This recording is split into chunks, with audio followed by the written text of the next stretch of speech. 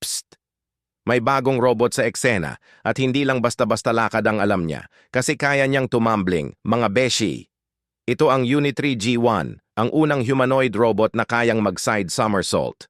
Oo, hindi ito joke. Tumatalon, umiikot, at minsan parang mas athletic pa sa atin.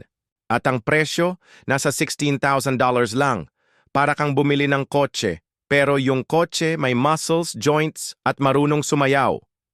Powered by AI, may 3D vision, at grabe ang balance, parang ex mong di mo mabalansi ang feelings para sa kanya, ouch!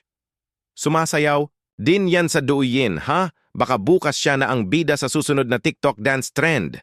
Kaya kung feeling mo safe ka pa sa robot uprising, isip-isip din. Baka sa susunod, yung robot na yan tumambling papunta sa'yo. Unitree G1, ang robot na hindi lang matalino, may talent pa.